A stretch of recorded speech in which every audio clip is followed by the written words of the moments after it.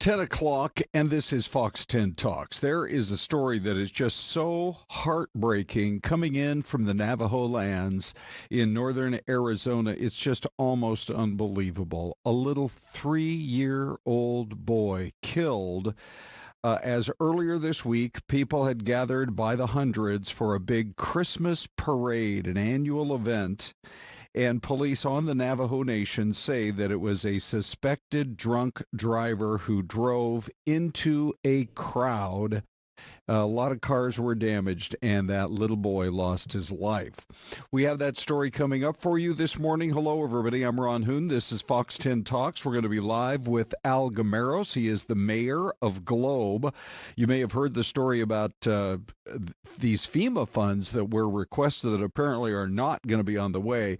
What else can we know just in terms of getting an update on how they're doing in Globe? That's all coming up. Plus, we got a poll question for you this morning.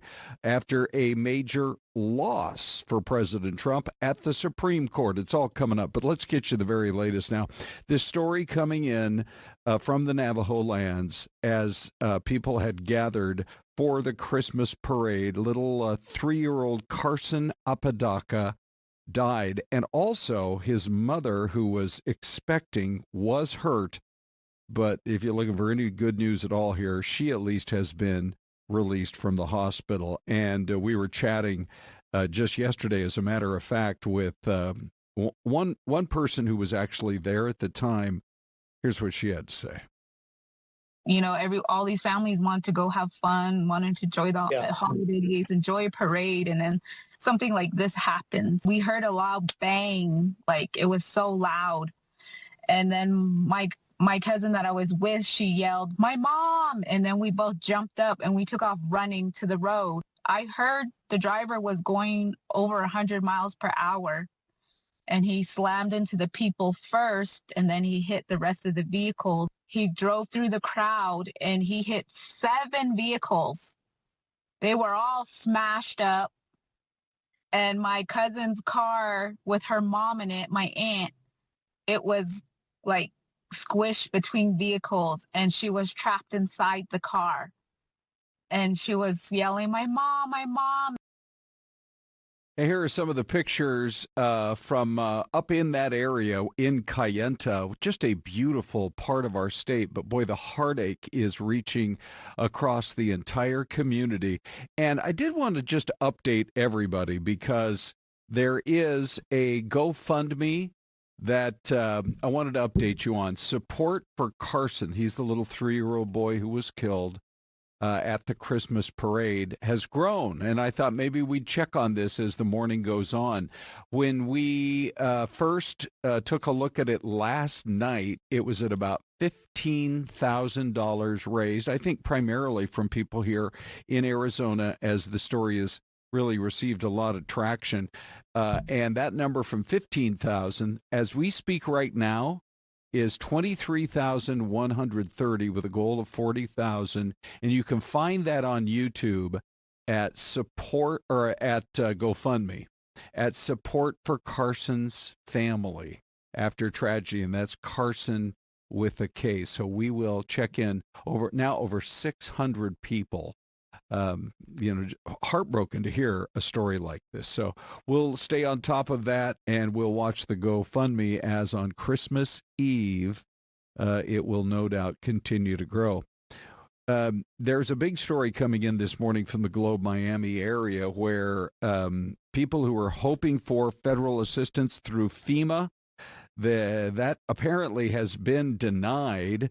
And as you know, they saw just historic levels of flooding. And so Desiree joins this morning. Good morning, Des. We have we actually have the mayor of Globe joining us now. First of all, I'm just going to, for those of you who might be watching in other parts of the world, we are on YouTube, so we got people that watch all over the country and all over the planet, really. If you've not seen what Globe and its downstream neighbor of Miami were dealing with, or I guess maybe they're upstream. Anyhow, the level of flooding was historic. It was something that was really unprecedented. And so we asked the mayor to join us. I'm going to call him up right now here. This is Al Gameros. Mr. Mayor, thanks for joining us this morning. Yes, good morning. Thank you for having me on. Good morning. So how are you feeling this morning after learning that FEMA will not step in here to send that federal aid? I would imagine shock. Yeah, we were a little surprised to hear a yes or no as early as yesterday. We found out about noon when the governor's office called and they wanted a statement from myself. We're still in the 60-day deadline period for the final assessment, disaster assessment report, which is due December 28th. And our staff is still finalizing that to get it submitted on time. So I don't know if it's a little premature. Those numbers that we see there, they're reported, they're going to go up. Where is the funding, no matter where it comes from, either insurance claims now or presumably the state of Arizona or maybe even private donations? We're showing some of the images here. Where is the money most needed? Where will it be put to use? Well, the money that we were expecting from FEMA would be to, again, to continue a recovery with our public infrastructure and also stabilizing it. We had a lot of damage to our water lines, sewer lines, roadways. We had our bridges and stuff like that, the water runs through, but we had some washouts in different areas to our roads. So this money would be used to satisfy those and get those projects, hopefully also lowering the creek to have more capacity for water as it flows through.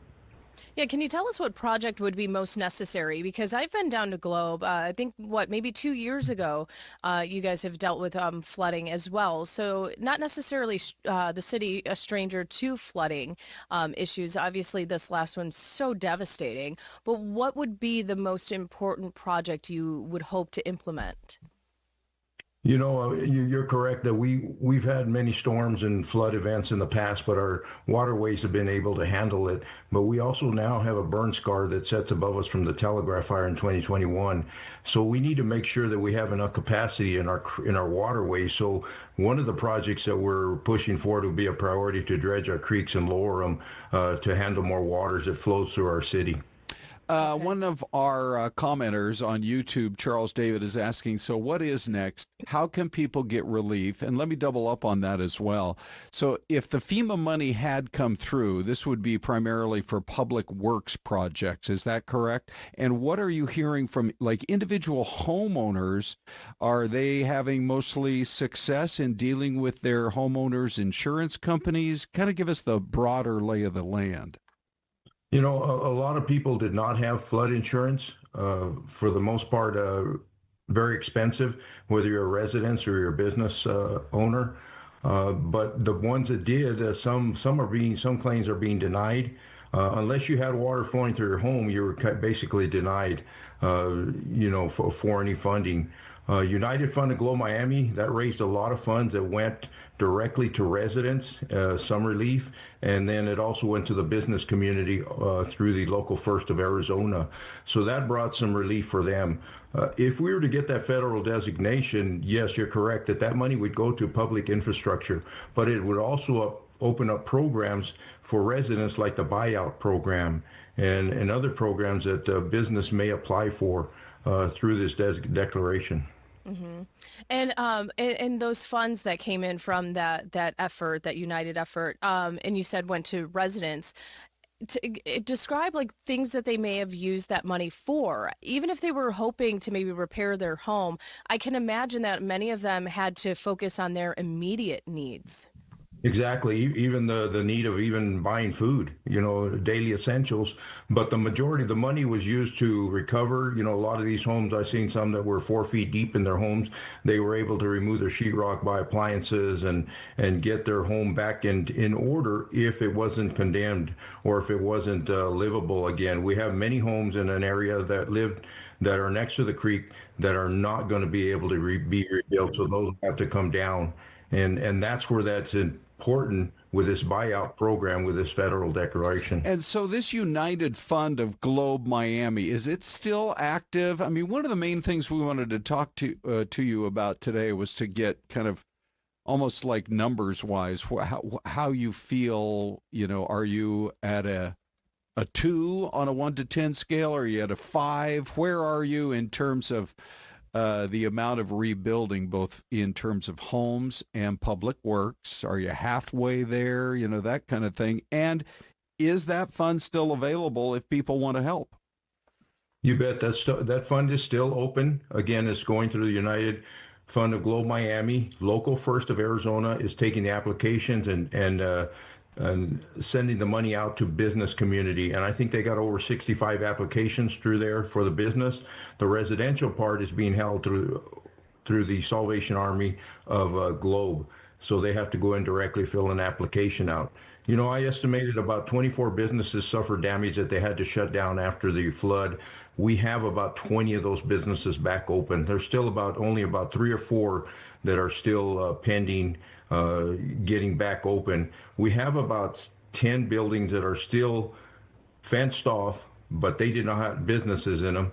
But those have significant damage, and we're waiting on further engineering assessment on the integrity of that structure. We only have about a minute left. Can I just ask you about the resilience of your community?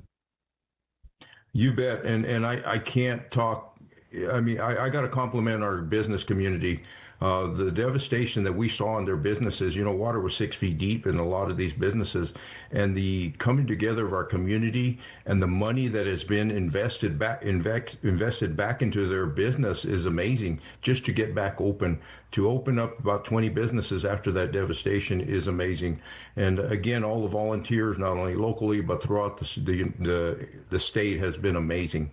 I also want to say that we hope that we change this decision. We have bipartisan support from our Arizona Congression, which are supporting us 100% along with the governor. Okay. Well, we want to stay in touch with you. I know our Ashley Rodriguez is headed up there today to get a chance to visit with you a little more extensively as that beautiful community of yours. My mom for years said, I want to take a road trip and go to Globe. And it had been a couple of years since I've been up there. New businesses, new restaurants. You guys have so much going for you, including that beautiful historic downtown. All we can do is wish you the very best, and hopefully some of these funds start to flow. We appreciate that very much. And again, as long as we keep this story alive, we're still recovering. That's what's important to us, and we appreciate the media doing that. Absolutely. We thank you so much for your time today, and we hope that you have a beautiful Christmas. Same to you. Thank you. Thank you, Mayor. Okay, time for our first break of the morning. Where do you think this is? Ooh, we'll be right back.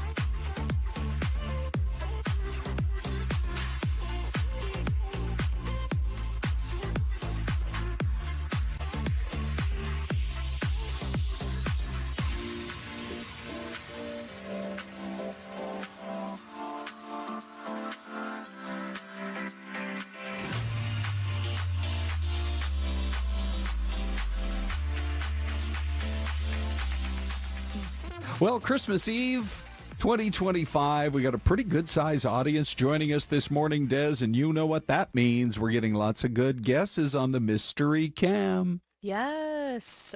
So, following along in the chat, Mm-hmm. Darla, maybe it's Boston, she says. Yeah, but first she would they said not maybe have- it's Tennessee. Oh, was that her first guess? I missed it. You got to Chat cover is your going so bases. quickly. Yeah, it is. B. Miguel right. coming in with Georgia. Okay. All right. Louis is saying Ohio.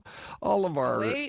loyal viewers. What were you going to say? OH. Oh, yeah. All right. yeah. Oh. There you go, See, now, Krystal. I'm There not you on go. board with the OHIO thing. I'm probably the only guy who's not. And I'll tell you why. Why? The first time Washington played Ohio State, this was, I bet it was 25 years ago. So I'm not familiar with the OH chant. And I'm about a quarter mile away from the stadium. And this lady who is tipsy, and I mean, she's like slurring her words, and she acts like she's going to be like falling down right in front of me. She's not tipsy. She was She drunk. sees me. She Hardcore. sees me in my husky gear, and she walks right up to my face and says, OH. And I'm like, lady, are you drunk? So First you of had all, a I weird didn't know the experience chant. with OH. Yeah, it's a very, all these years later, I'm like, I don't like it. I don't like David it at all. David played it in Toledo. And the more I look at this, it looks Yes. like it could be Toledo. Really? You think? Yeah, How he played. cool He is was that? a Toledo Rocket. So Okay. I a little bit like of history with Toledo. Ohio. I was passing through Toledo when Renee and I drove a couple of months ago out toward Pennsylvania. Oh, okay. And I didn't realize there's some decent high rises in Toledo. It's a kind of a hopping downtown. Yeah, and there's some really beautiful communities in the area, especially near the university. Okay. David's neighborhood, college student. Yeah, it was a little scary. Oh, really? Yeah. Okay. So- Well, hey, college, that, what are you going to do? Krystal joins us well. We're so glad you're here. Yes. Do you guys. want to hazard a guess? So you're know. Ohio. and Maybe Mass. I wanted to Krystal- go New England, so I'll say like Massachusetts. Okay. So we got a Ohio, a Massachusetts. Wait, what's your guess, Ron? I think I'm going to go like Kentucky. Okay. All right. Kentucky or Tennessee. I'll say Kentucky. Ready, Des? All right. Here we go. Drum Where is it? Oh, it is Ohio. Is it Oh, Xenia? Xenia? That's how you say Okay. And I loved how you Look at gave us an that. O without the H. You're like, Oh. H. Anyway, Oh. what is it, Xenia? Xenia? I Okay. guess Nice. that's how I pronounce it, right? I think so. Now, here's the thing. You know my pet peeve on mystery cams. I don't know who the dude is who climbed up on that tower and hung the camera, but could we get a little It's crooked? perspective? It's what? so crooked. It looks like it's on like a yeah. hill. I mean, it's not off by 1 degree or 2 degrees. That thing's off by like 8 degrees. Anyway. He's listening to you right now. Yeah, good. All right, let's get that fixed by tomorrow. Krystal, we are so glad you're joining us this Yes. morning. Can I just ask one question? Sure. Where's the rain? Well, there has been some out there. Okay, good. Did you get any last night? Folks in the Valley did last night. In this morning, I have the auto wiper function, and it didn't go at first, but as soon as I got like on the 202, Oh, yeah? Just So- a I little bit. smelled Little it when bit. I came out. Yeah.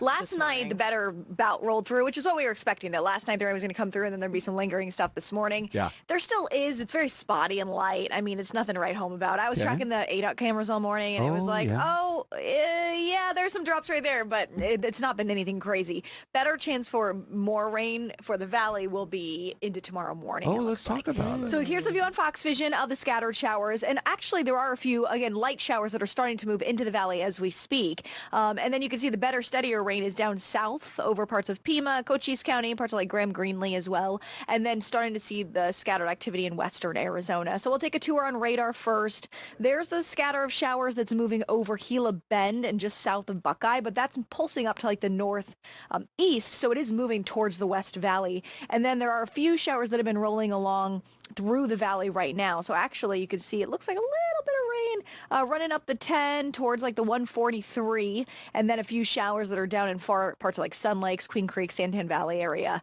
Just a couple little showers too. Nothing heavy though. This is real light rain. Now, Okay. we try to be as interactive as possible, Krystal. We want Okay. to see exactly what you're going to tell us. But Brandy had a really good question this morning, which is what is the difference between a rainstorm that comes complete with lightning and thunder, and other ones that are maybe more gentle. Oh, okay. So we look for something, I'm trying to think of like the way to water it down. Basically, we're looking for energy in the atmosphere. Okay. And sometimes we have it, and sometimes we don't. Meteorologists call this CAPE. CAPE is a way of understanding how much energy we've got to work with. So some storms aren't super energetic, so you don't get lightning and thunderstorms, and some storms are. Sometimes a component is when you have a really warm and a really cool air mass slamming into each other. Sometimes it's when you have an area of low pressure moving right on top of us, which has like a lot of spin to it. These are things that can create like a more energized atmosphere. It's harder in wintertime to have a super energized atmosphere because we're not as hot in the afternoon, right? So in summertime, that's why you see more thunderstorms, usually like spring to fall across the whole country, is because it's hotter across the country. So it's easier for you to get that kind of slamming of two types of air masses together that would create more of the boom factor. So that's something that we'll look at, like a parameter, we call it, that you'll look at for more energy in the atmosphere. There you go. Now you can talk about CAPE at your holiday parties and sound really smart. Thanks, Krystal. Okay, you walk up to your friend, you're like, I know about CAPE because of what I learned today from Krystal. What are you talking about? Are you on board with the whole CAPE situation? All right, here we go. Okay, so now we're looking back at our Fox Vision view of Pinell County. Same thing, very spotty showers like Casa Grande to Kearney up to Globe. Nothing terribly heavy, just some sprinkles out there. And then a little steadier rain now has moved into Mojave County around Kingman and up to Vegas, where they do, it looks like, have a flood advisory in place in Vegas. The worst of the rain and snow by far, without a question, is California, where they are being pounded by both rain and snow. The mountaintops are just getting decked right now. They're calling it a 4 out of 5 on the risk scale when it comes to how bad the snow is up that way.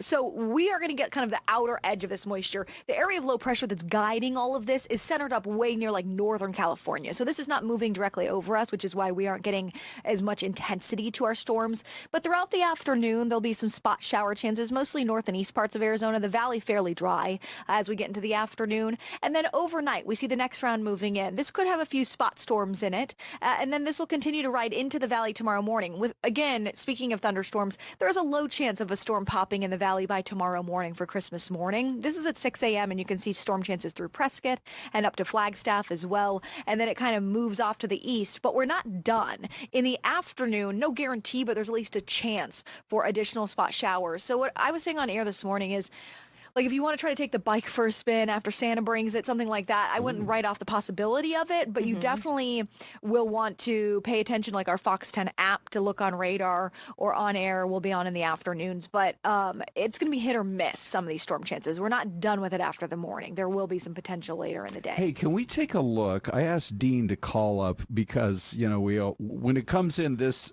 sort of hot and heavy coming in from California, I said, would you mind calling up our camera all the way out there, out west at Lake Havasu? So let's take a look right now. Pretty. And it's always such a great shot, isn't it, Des? Wow. I just love it with the London Bridge over there and the big Christmas wreaths. But I'm looking at the water. I don't think it's raining right now, but obviously it looks a little windy, though. It does, quite ripply, and the palm trees are swaying. Yeah. So they would be more in line to get if anything comes our way, they're going to get it before we do. Yeah, so already there's some spotty stuff like kind of in the vicinity, which is why you're seeing these dark clouds in the distance and everything. But yeah, as we go into tonight, they'll be the first to get some of the better rain, and then it will eventually make its way to us, it looks like, by tomorrow morning. And it's, as I said, it's not going to be an all-day long event. It's not what California is getting, but they are going to get some rain there, and it looks like for us in the valley, too. But folks that do a Christmas tree outdoors, probably not the best idea tomorrow morning. We were in the chat, tell us if anybody else does this, but I was in a gym class, and I heard someone say, oh, my friend's upset about rain chances because they do their tree outside. And I was like, I have never heard of that. Neither have I. I've never heard of somebody doing. I mean, also, I guess you could here in the valley. I say, how quintessentially Arizona. You could almost nowhere in the country, maybe Florida, I guess, or Hawaii, be like, yeah, let's put the tree outside. I know. Man, if you have a tree that's sitting there, an evergreen tree in your backyard or your front yard, it saves you having to go buy one every year. You're not or ponying up for a nice fake tree. Yeah. I So actually love interesting that tradition idea. that might be, though. Yeah, I guess. very interesting. But yeah, not a good idea for that, probably. early tomorrow morning it looks like a pretty good chance that we'll see at least some passing showers. So unless you wanted to use an umbrella while you open the gifts. Hey, before we move too far ahead on your maps, I wanted to ask about this. So I was up in the Seattle, Portland area. Let's see, that would have been about 10 days ago. And the atmospheric river is something you have to see to believe. In terms of the flooding that it was creating, but also just driving through relentless rain. Yeah. Hour after hour. Is this still a part of the atmospheric river and it's just dropping gradually further to the south, or what's going on? Yeah, it's kind of a combo. So the pattern was what helped guide the atmospheric river that was parked for almost 2 weeks, I think, up in the PNW. But now you've got that area of low pressure that's kind of broke off from the pattern, and that low is what's really guiding all of the dumping rain and snow into California.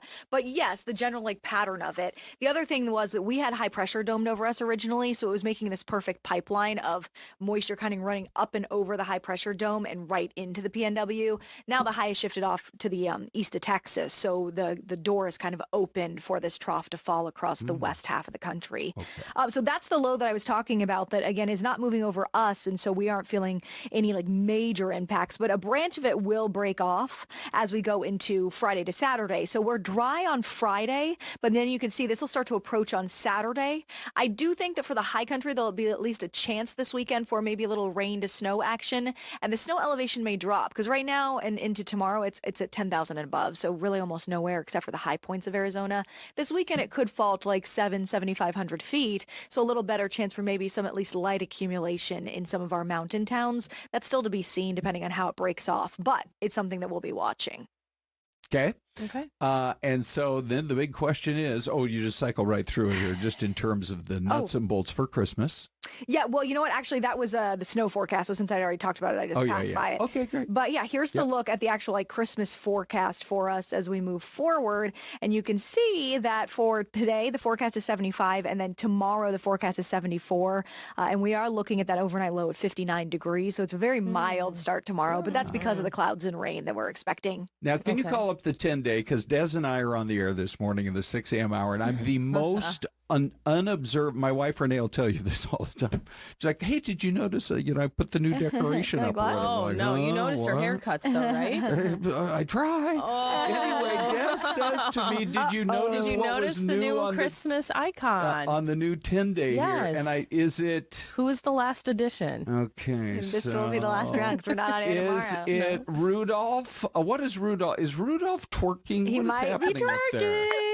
To know if Ron who knew what twerking was. Oh, yeah. I kept the best for last. Sure. Yeah, Rudolph's having a party. He's got maracas in his hand, too. Well, and then we were having fun saying who would each icon be. Oh, yeah. Ron, we decided you're the red-haired elf. Mm-hmm. Oh, good. All right. Des is actually the twerking reindeer, we decided. Ty is the little stomping gingerbread man. Yes, great. And you're the little girl dancing gingerbread man. Yeah. Krystal, thanks. We love it when you pop in. Bye. We'll be right back.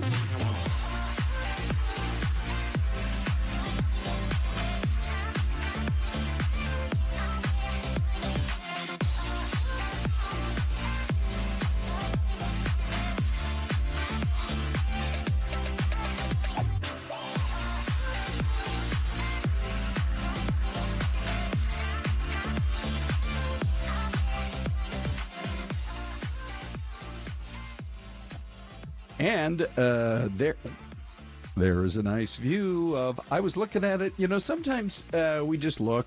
Dean just calls up cool cameras and we just gaze at them. I love the kind of hazy, misty view.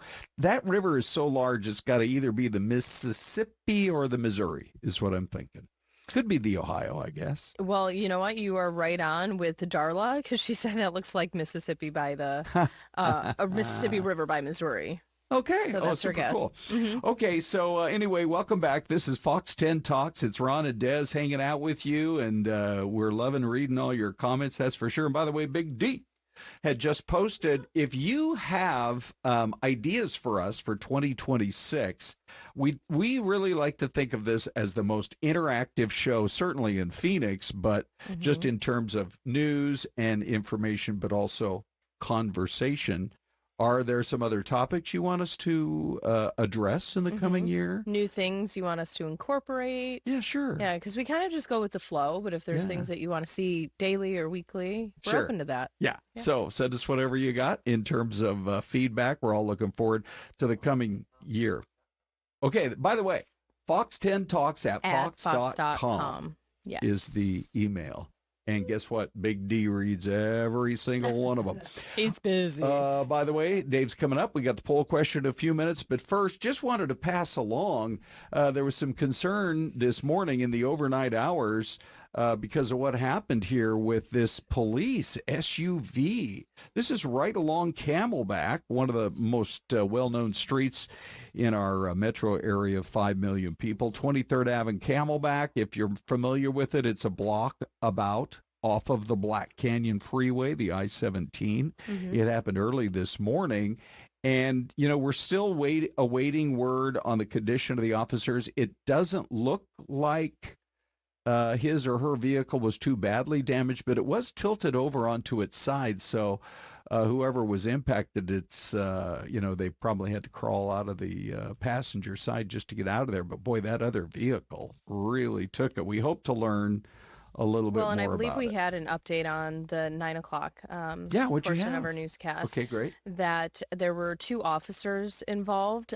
So they were both in the patrol vehicle and at least one other driver. It was not a hit and run. The driver did stay on the scene, so that is good.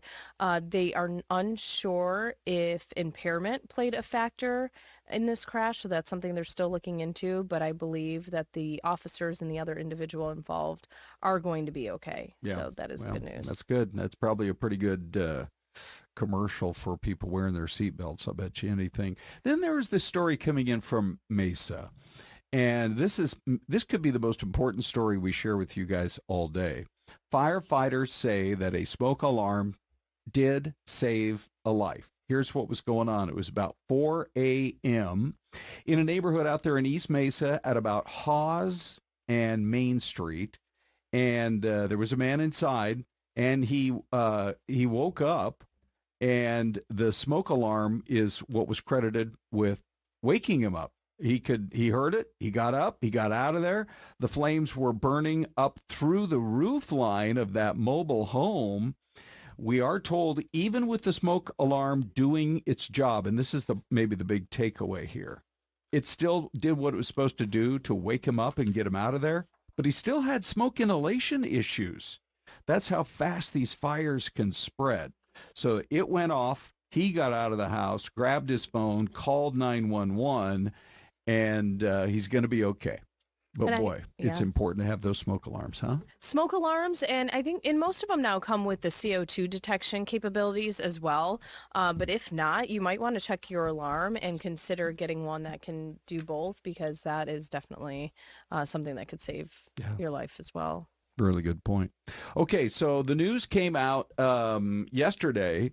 Kind of surprising, in Washington, D.C., Congress takes these 3-week-long vacations, that kind of thing. They take a big break in summer, they over Christmas, etc. But the Supreme Court was working yesterday. Hey, look at that. How about that?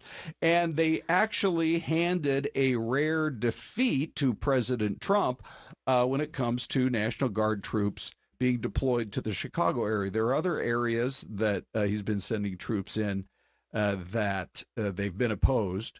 but they haven't necessarily fought him in court and taken it all the way to the Supreme Court. And then there are other areas that are actually supporting his efforts. But it went to the Supreme Court, and the White House argued that the National Guard troops are needed to protect ICE agents in particular. I saw a story on Fox recently that the number of threats issued to ICE agents is up over 1,000% this year from last year.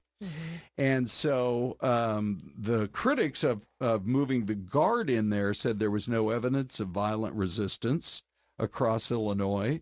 And it looks like the Supreme Court agreed, although the case is, it appears now, limited to Illinois, not to the whole country. Right. That was, I think, part of that other Supreme Court ruling that said you can't just go find one judge who you think is going to agree with you and have it go nationwide. You think you have a good argument for your city or for your state? We'll take a look at it, and it will affect your city and your state, but not do a nationwide injunction. So it does bring us to our poll question, and here's how it looks. The Supreme Court has ruled against the president using National Guard troops in Chicago. 24% of you say good. It's about time they ruled against him on something, but 76% of you are saying it's a bad move because ICE agents do face threats every single day, and the Guard is needed. How's it looking on YouTube, Des? Well, and then here we have over 1,000 votes here this morning. 49% say good. It's about time they ruled against him. 41% feel that it's bad because ICE agents are facing threats, and 10% with saying it just affects Chicago. Hope it stops everywhere. Okay, so now you know, if you know the format, you know what comes next. That's right. Okay, Big D, what are you seeing, friend? Yeah, lots of comments on this as well as all of our other poll questions. Tessa in Phoenix says, I lived in Chicago next to San Francisco. It's the criminal toilet of the nation. If local leaders won't take care of it, then it's the nation's responsibility to step in. Robert Sheets in Peoria agrees crime is out of control in mostly Democratic governed cities. And finally, T.M. O'Brien in Mesa says the current state of affairs across the U.S. represents what the Biden administration allowed at our borders for 4 years. How quickly we forget. A lot of interesting comments here. Keep them up, guys. We love seeing perspectives on both sides. Okay. And one more time, there is the QR code. Oh, look at this. The numbers did just change. Yeah, 2%. We were 0%, Des. Now we just went to 2%. Yeah, that's right. Saying it, folks hope it stops everywhere. Yeah. So, hey, by the way, Big D, when are we going to that new format with the poll question? Is that coming up in the new year? Ooh, what's the new format? You know, it's a good question. What that new format that Ron's referencing is sometimes when we go to commercial break, you'll see a lower third at the bottom of the screen with the poll question up, and that's already in effect. I don't know if we're going to necessarily replace what we're doing with the full screen with it, but we want as many people to know about our poll questions as possible, so now it'll be broadcast throughout the day when we're in commercial. Oh, wow. Okay. Super cool. Okay. Just a little house cleaning there. Dave, before you leave, got a question for you. Des, this he's like, story. oh, no. Yeah, I know. Well, he got to look at the lineup. I hope he's prepared. This story about the average car payment in the United States is something's not right. No. Something when the is not average right. car payment is more than $700 a month. Wow. Okay, What? so I was going to ask both you guys what your first car was, how much you paid for it. I don't know if you had payments or yeah. It was a 94 Dodge Spirit with like the it did actually have automated seatbelts, I guess, the old school version. Okay. It was the one where you had to take from the waist to clip up at the top over your shoulder. Right. And then when I got out, it would go down, and then you'd get in, close the door, and it'd go back up. Wow. So it was one of those. Yeah. Yeah. I think I had a cassette player in it. Oh, well, that's kind of cool. Yeah. My grandma had it would have been like a 60s, like a 64, I don't know, Chevy Impala. And it was a pretty cool car for those a things grandma. last forever. But I remember every time we came to a stop sign, because the town I grew up in had one stoplight for the whole county. So it was stop signs everywhere. And she would just, there were no like baby seats, or she must not have even had seat belts in the early 60s in her car. Every time we came to a stop sign, she would do this. It would just be automatic. Yeah, every single time. So, I mean, if we were going to Safeway, I'd get like 6 of these going. You'd be like, ow. And 6 of these coming back. Sore. Right? I mean, you guys in the chat, tell us about what was your first car? Your very first car. Jared of Sonora goes insane for a car. It is. Yeah, these prices. You know what, though? I was really, really grateful that, so growing up, it's going to sound like lavish, but we had like 6 cars because my parents...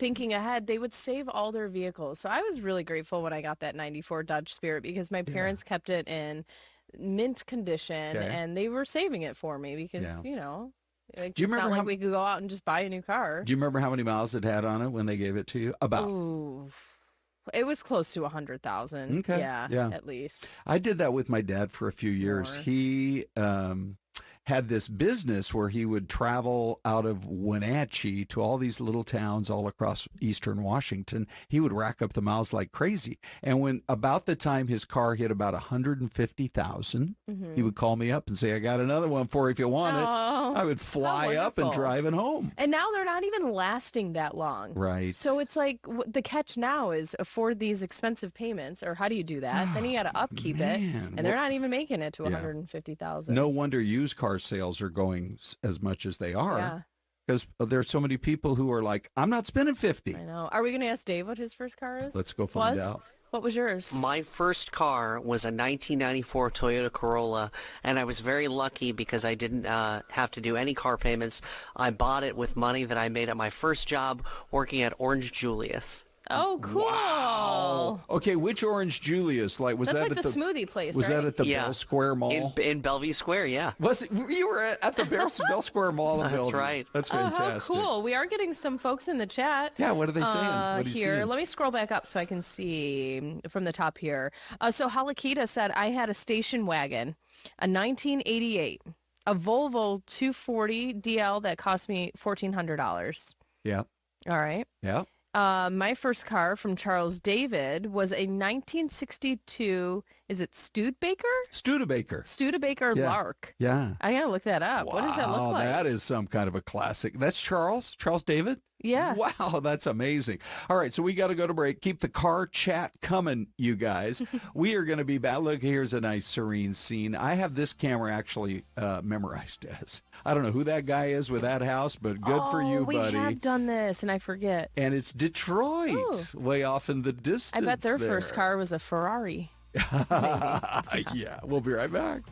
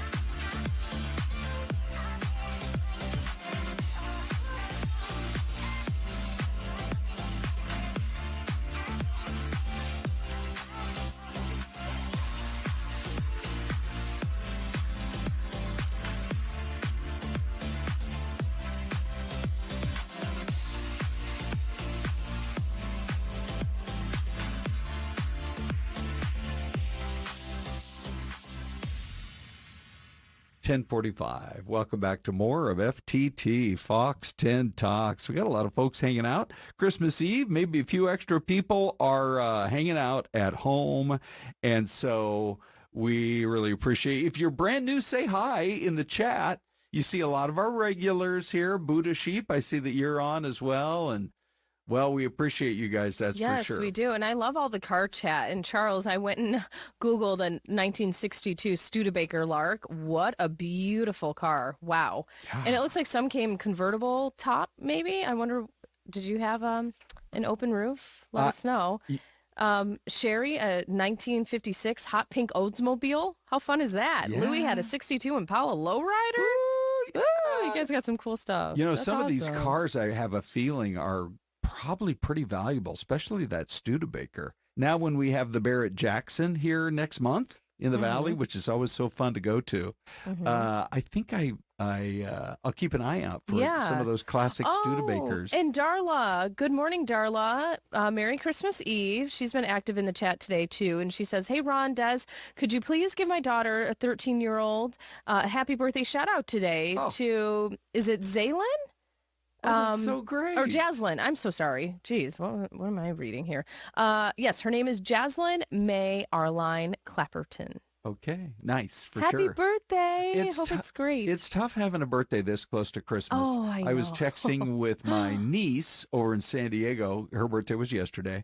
And my sister, her mother, and her dad were going to take her out for a really fancy meal last night because, you know, it's Christmas. Everybody's hyped up for Christmas. And it's like, oh, yeah, there's a birthday. You got to squeeze in there. So anyway, speaking of California, the Lakers were in town last night. That is generally going to be the hottest ticket when the Suns play anybody. I know. I have to do a better job at forecasting when these teams, really good teams, come in the Valley. Okay. Last night, David was like, oh, I would have loved to go to the game. And I'm like, oh, I always forget. I know.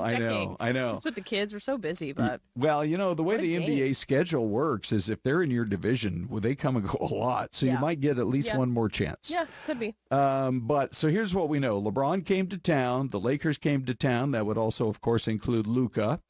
And they said for the first little bit, we can't show the highlights. We don't have the okay to use sports highlights here on YouTube, but I can just tell you this.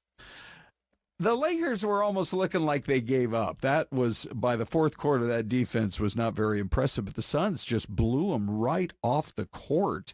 Dylan Brooks leading the way with 25 points, Steve Book with 21. Yeah, he had a good night. And everyone is talking about that stare. Did you see that? No, Like, he was just... Really? Nice.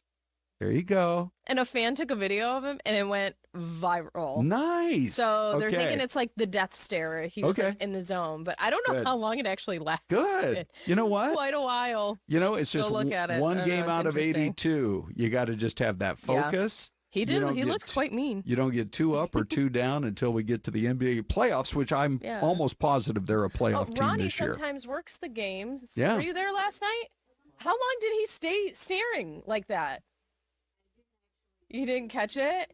Yeah. Yeah, like kind of creepy, but with these broadcasts, yeah. Crazy. By the way, the final was Suns 132, the lowly Lakers 108.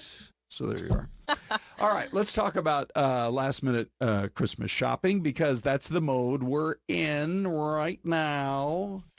And so Aldi, maybe that's where you're supposed to go for your last minute Christmas shopping. That is the only place I grocery shop. Yeah, they're awesome. Best Buy, what are some other options? We have a look for you right now. So most grocery stores are open today, but with limited hours. Here's what we've been able to find so far. Most are going to be closed by 7 o'clock.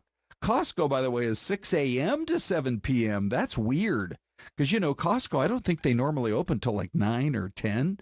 So they were open at 6 this morning.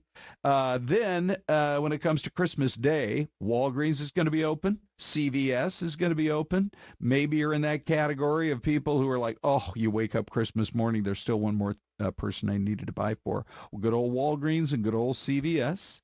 Albertsons and Safeway stores are open with, we're told, adjusted hours. Starbucks locations are going to be open for limited hours. Some McDonald's are going to be open, but hours will vary. But most gas stations and convenience stores are going to be there for you. So we thought this would be an excellent time to ask AI. What if you were in a jam, Des, or Big D? You're going to play along, Dave, too? I'm excited. I've got it ready. Okay, good. We're going to ask AI if we were in a situation where we had for our various spouses here, Des, your hubby, or for Dave, or for me, for our wives, and I'll do it right now. We'll see what AI has to say about this. And let me go there. I'm going to ask as follows. Ready? Here we go. So, hi, are you there? Hey again. Yeah, I'm definitely here. Ooh. Just let me know what you need. Okay. Oh, okay. I heard that again. A little bit of a subtle, oh, hey, again. So my question for you is this. Let's say that I still haven't bought my Christmas present for the most important person in my life, my wife, and I want to spend $100 or less, 24 hours till Christmas. Can you give me 2 or 3 ideas of what would be a good gift to buy at this late date? Absolutely. Let's find you something special for your wife, even in these last 24 hours. So one idea could be a really lovely experience gift, like a spa gift card from a local place that you can pick up or have emailed over. That way she can have a relaxing treat after the holidays. Another option could be a nice piece of personalized jewelry, maybe a necklace or a bracelet with some meaningful engraving. Lots of local jewelers or even big stores have same-day pickup options. And if all else fails, you can always do a beautifully packaged, handwritten letter with a promise of a special date night or a fun experience you plan together in the new year. It can be some. Yeah, okay, those are good ideas. Thank you. I wonder how that handwritten letter, which would almost be a note of apology, I wonder how that would go over. Don't really have anything going today, but I'll noodle it around for a while. Des, did you ask your chat? What did you find? Let's see what's what the it story? comes up with. Yeah, okay. Hi, can you help me find... Oh, hang on. Oh, it was doing. All right, hang on. Here we go. I don't use chat all that often, you guys. So here we go. Okay. Hi, can you help me find a last minute gift for my husband who's a fan of the New York Knicks, the Buffalo Bills, likes a good Jack Daniels, and is a police officer? So let's see. We'll submit Yeah, I it. can't wait to hear the All right, answer to it's this. thinking. Okay. It's loading. It's searching. Yeah. Oh, okay. So, finding a last-minute gift that combines his love for the Knicks, the Bills, and Jack Daniels. Sports fan gear. So, Knicks or a Bills tumbler. Oh, that's a good idea, because then he can take his coffee to work in the tumbler. Right. Or any team apparel. Jack Daniels accessories, whiskey glasses or decanters. Bar accessories. Or gourmet pairings like a gift basket, including Jack Daniels flavored barbecue sauce, coffee, chocolates. That might be harder to find. But the sports tumbler. Yeah, sure. Yeah, that's a good idea. By the way, when I was chatting with my lady on chat, I like that idea of an experience. So some like maybe a future Suns game, or go to the symphony, or get over to Zoo Lights before it's done, something like that. Dave, let's go. You ready? Let's ask AI, buddy. All right. I am looking for a last-minute holiday gift for my wife, Anna, who loves spas, jewelry, and date nights. Oh, wait. Hold on. I know. Hi, I am looking for a good last-minute holiday gift for my wife, Anna, who likes spas, jewelry, and date nights. Got it. For a last-minute gift, you could consider things like a spa gift basket, maybe some luxurious bath products, or even a gift certificate to a local spa. For jewelry, something personalized like a necklace with her initials or birthstone could be lovely. And for date nights, maybe a subscription box for a fun experience at home, or a last-minute reservation at a nice restaurant. Oh, yeah. Let me know if you want more details on any of those. Great job. That was fun. I like that restaurant idea. Hey, by the if you need any more ideas. Oh yeah, and super men friendly. say women are hard. Yeah. Your chats just said the same thing. Get the spa gift card. Right. Or jewelry. Sure. Hey, by the way, Dom was out shopping at Kohl's today, and she really had a good time. Here's a little bit of a look at Christmas shopping on the 24th with Dom. Christmas, you guys. But Kohl's, they really do have some great deals. If you are shopping last minute and you're on a budget, I get it this time of the year. Look at this. This is something we all could use. A wireless charging pad for all the smartphones, the earbuds.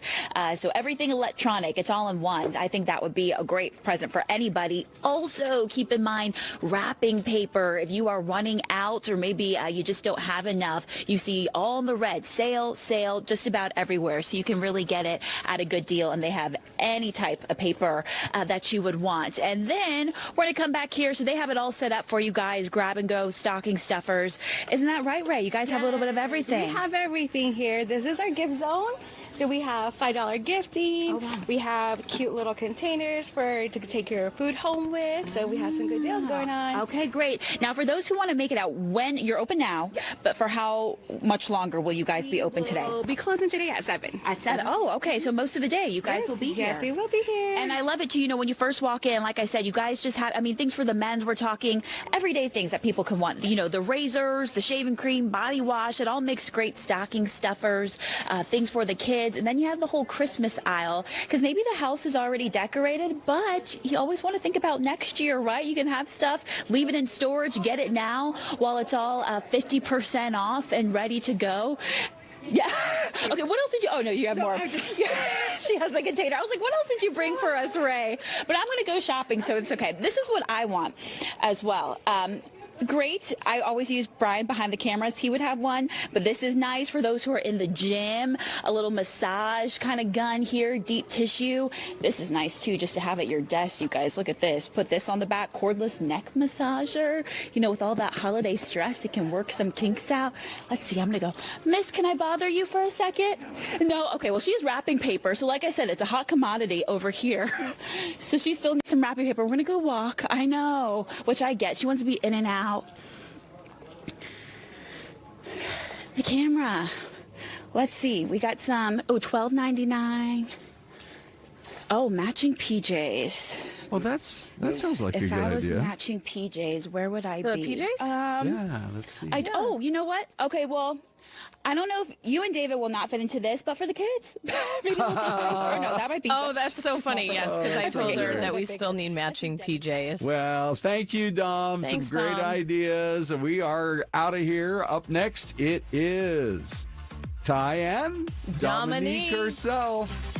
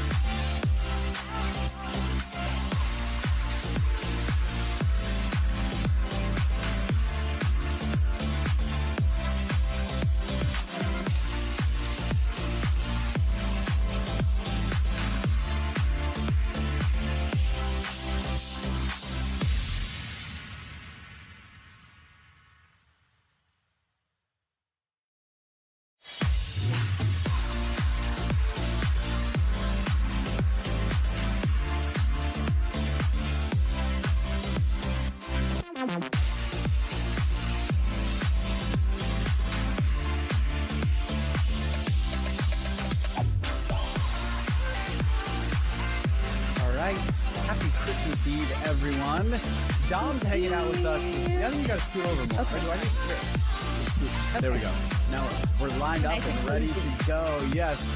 Well, hopefully everybody is having a nice Christmas Eve. We were just running your package that you did earlier this morning when you were at Kohl's. At Kohl's. If you need to go shop, go to Kohl's because no one was there. It was still early. They have great deals. Yes. Everything was like 50% off. And I love that lady that you were helping find gifts for her and grandchildren. I was just stacking Poor things. girl was like, I'm not sure about all of this. Run up the credit card bill. No. Do you have any fun plans for the holiday? You know, besides I don't. working I with know. me? I'm going to be here. I think I'm going to go to Desiree's house tomorrow and see her kids, see her and her kids. Yeah. Because I haven't seen them in a while. But no, just hang out. She's got some cute kids. She has some really cute ones. So. And they're all very well behaved. They are. Which is surprising. Yes. I'll probably bring them sugar, as any auntie Good would auntie do. does. Yep. Hype them up off sugar and then leave them alone with Des. Yeah, be like, bye. Good Mama's luck. going home. Yes. All right. Well, Dom, thanks for hanging out with us. We have a jam-packed show for you on this Christmas Eve because we're like, we got to have some fun. Yes, always. Always. Yeah. And so our first guest is synonymous with fun. We've got Mr. Terry Fator joining us on Zoom this morning. Mr. Fator, thanks so much for hanging out with us. Oh, we're glad to be here. This is Winston the turtle. Yeah. Mr. Fator is a ventriloquist. I have so many questions for you. How did you get into this? Yes. Well, I think no. He's talking to me. Oh, I'm sorry. Yeah. So how did I get into it? I was 10 years old. I found a book on how to be a ventriloquist in my school library. And it actually was a kind of accident. I was supposed to be doing a thing about Valentine's Day. And back in the old days when I was a kid, we had these card catalogs where you'd flip through the cards. And I overshot Valentine's Day and it landed on ventriloquism for fun and profit. And I thought that sounds like fun. So I checked out the book and fell in love with the art. Yeah, I don't know what a ventriloquist is. Yeah, well, we'll talk later. Yeah, explain it to me later. I will. Yeah. Oh my gosh. I know. Perfecting that craft as a ventriloquist, is it just repetition? Reading more books? What is it? I think you have to, if you want to be one of the really, really good ones, I think you have to be born with certain, I'm not exactly sure what it is, but somebody like myself, Darcy Land, Jeff Dunham, we're kind of born with there's something about the way our mouths work that allows us to do it. But anyone can do it with enough practice. Now with me, my parents owned a janitorial business growing up. And so I didn't want to be a janitor. Not that there's anything wrong with it. It just wasn't my calling. I wanted to be an entertainer.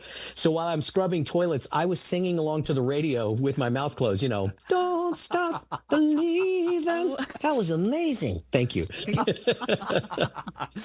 Now, are there certain words that are harder to say as a ventriloquist than others? Yeah. Yeah, like Peter Piper, tickle Peddlers. Try that. You do it. Yeah.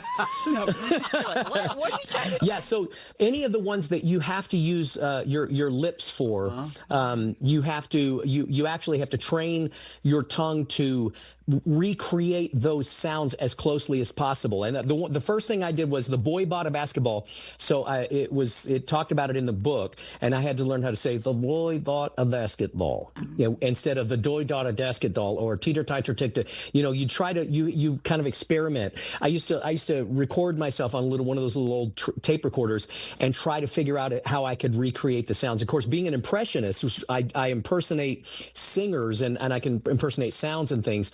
And so it was easier for me because I was able to kind of listen and figure out how to do that. Yeah. Wow. Oh I still don't understand. That is amazing. You never will, Winston. Yeah. No, you have different, co-hosts or friends that join you? Yeah, but the only one that matters is me. Well, that's what he thinks. And it's true. He did win America's Got Talent. 18 years ago, we were the second year of America's Got Talent, and we won. Winston sang, Crying Over You, little Roy Orbison. But, he's upgraded. We do a lot of different things. We've got an Elvis impersonating puppet who doesn't know any Elvis songs. Not sure how that works, but you'll be able to see it when you come to see the show in Chandler on January 9th. at the it's the Gila. Okay, I'm looking here. The Gila Resort Casino. Yeah, that's it. Yeah. And you can see about the Elvis impersonator who doesn't know any Elvis songs. We also have all kinds of. We got a cowboy that does some country yodeling. We've got rock. We've got pop. We've got old. We've got new. And I do something that I don't think anybody else in the world can do. I do the entire We Are the World with 19 different puppets with my mouth closed. What? So, male, female, low, high singers, all of them. And we do it all. And it's really quite something to see. That's what we end our show with. And even if you've seen it on video, it's much, much better live. I promise. 19 different puppets. My goodness. I got a lot of voices in my head, but they don't all come out. Right. These and the voices. Do you have like a room somewhere in your house just full, of maybe puppets or, I don't know, fun stuff? I do. Yes. I have about 50 different puppets that I've collected over the years. Wow. You have puppets? Yeah. I love puppets. How come you never showed me any? Well, we'll show you some later. Okay. Oh, see, I'm learning so much in this interview. See, this is fun, isn't it, Winston? It is so fun. Yeah. But how do you, you must have, be able to, split your brain in two or something, be able to, have a conversation basically with yourself. I mean, how do you kind of trained to do that? It just is kind of boggling my mind. Mm-hmm. It is practice is really what it's about. When I was maybe 12, I had decided I was going to be a professional ventriloquist, and that's what I wanted to do for my career. So I actually told my parents and my brother and sister, I said, I'm going to bring my puppet to the dinner table, and when we're having family conversations and we're doing things, I want the puppet to act like it's a part of the family. Not that I'm crazy. It's just I really need to learn how to interact with this, because it is kind of strange when you have to talk to yourself. That is a very odd thing to do. And so you have to learn to do it. And so that's just repetition, lots and lots of practice. I mean, they say it takes 10,000 hours to become an expert. I've spent hundreds of thousands of hours working on it. Oh my gosh. Terry, because I love it, to in your industry, who kind of paved the way for you? Oh, the old ones, Edgar Bergen. You guys are too young to even know who that is, probably. But Edgar Bergen, Sherry Lewis, Willie Tyler and Lester, Jay Johnson from there was an old sitcom called Soap, and he's one of the best ventriloquists in the world.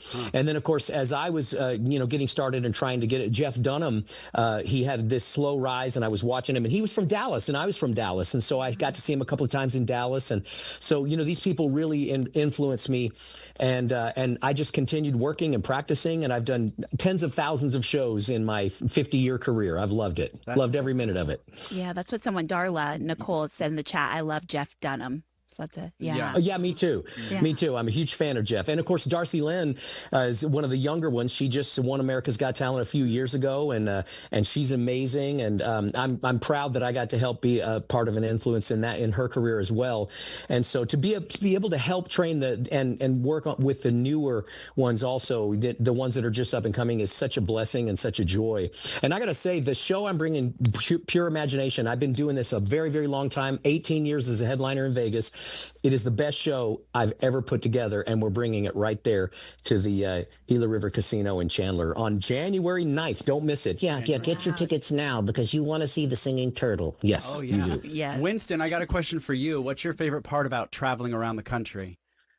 Oh, yeah. Do you get to fly first class? No, carry on. Yep. Okay, whatever. And I really enjoy meeting the turtles from all over the world. Yeah, because, and we're coming to Chandler, so that means you're going to get to see some desert turtles. Yeah, that's tortoises. Right. I'm a turtle, not a tortoise. Right. But you'll get to, do you have family? Distant relatives. Well, Mr. Fator, it has been such a pleasure talking to you this morning. Thank you so much for taking the time on Christmas Eve, to bring some joy to us, because this is fascinating and fun. Yeah, it's going to be an amazing show. And thank you, Winston. Yeah, Winston. Well. Yeah. Oh, you're so welcome. Then I want to say a very Merry Christmas and a Happy New Year to everyone watching, and you too. Yes. Thank you as well. Travel so safe fun. in the carry-on. Yeah. Leave a little room so you can breathe, Winston, okay? Okay. Air holes. All right, bye, guys. Thank you so much for your time this morning. We appreciate it. Oh, that's Thank you. Thank you. How it's cool like is doing that? this. Yeah. When you try to do two, way. but even times 10. Hold on, let's try. Hey, Dominique, guess who our next guest is? Oh, Ty, you're going to tell me soon. Nope, your lips are moving. I can't do it. We talk for a living. I can't do it. Come on over. Yeah, I can't do that either. Yeah. Yeah, come on. Here she Krystal comes. Ortiz. Oh, okay. I know, we need a graphic. Hold on, I do have a Oh, yes, you have that app. the rap horn. My favorite app. Hold The on. what? The rap horn. Yeah. Oh, I think it got offloaded. I remember this. Hold on, I gotta find it now. very- Oh, here it is. Very unique. Why are we playing this though? And why he has that on his phone, we may never know. Just because I wanted to introduce Krystal. It was like, fanfare, yeah. Thank you. I appreciate that. All right, Krystal, you have been busy. I mean, we've been talking about these temperatures well above the seasonal average. Yes. And now we're talking about rain moving in, and we were just talking earlier about the rain and the snow that's moving into portions of the Sierras in Oh California. my gosh. It's incredible. Yeah, they're getting just poured on with both rain and snow. Actually, the amount of flood alerts in the LA area is not great. I mean, Wild. obviously they've got the burn scar issues, but then just in general, the city is totally flooding out that way. We're not going to be getting to that extent, but we will be seeing some issues when it comes to like showery conditions on our Christmas morning for folks that were maybe wanting to get outside. They're going to have to deal with the rain and work around it a little bit. There's the view on Fox Vision of how things currently are. It's very spotty showers. A lot of it's pretty light, but there is a good deal of it that's rolling by. And actually, I will say this. It was looking like a couple of days ago, it'd be more center to eastward, but it's pretty centrally located. So the valley is still in the center of these little spots of showers and sprinkles rolling through. And these are fairly light, right? You mentioned Yes, sprinkles. We're very not seeing, like, light. anything crazy. No, nothing substantial, like some drops on your windshield, enough for you to be like, oh, is that a raindrop? I You know, like just that got kind of my thing. car washed too, Krystal. Oh, so you are to thank for us getting this rain. I know. Thank you for that. I know. You can see the showers that are passing by Gila Bend up to like Buckeye, but also through Maricopa and up into parts of the valley now. So there's the look at the West Valley and parts of like the North Valley. A little spot here or there around like Surprise and Glendale, and then up near like the Deer Valley area or Desert Ridge area and Deer Valley area, and then down to Scottsdale. It looks like, just since I made this little screen grab, some rain moving over South Mountain along the 202 in Ahwatukee. And then, of course, we've got those showers in the East Valley as well near like Sun Lakes and Mesa. Everything's super spotty, sprinkly. I have not heard a complaint at all, so there's no issues or anything. Farther to the south, a few more showers rolling through. These ones are steadier, but this is down near Tucson, Benson, Wilcox. So as you go into like southeastern Arizona. So for anybody that might be driving to see grandma or something like that today, if you're headed to Tucson, you will run into more substantial rain. Again, there's not any flood alerts or anything, but just it'll be a steadier rain. And then we are starting to see the next wave pick up in like Mojave and La Paz County. This is all scattered showers. More consistency is expected as we head into tonight and into tomorrow morning coming from the west. So you can see how the future cast. Now this model has a tendency to kind of overdo things a bit in terms of like... It's a little dramatic. It's a little dramatic. So you can see in California, they are getting the rain and snow, but we are... Do we have 10 seconds left? We have 10 seconds left. Oh, all of a sudden he looks at me and shows me 10. Well... We're going to take a quick break, and then Krystal's going to kind of finish this Okay. out. So give us... Oh, already gone.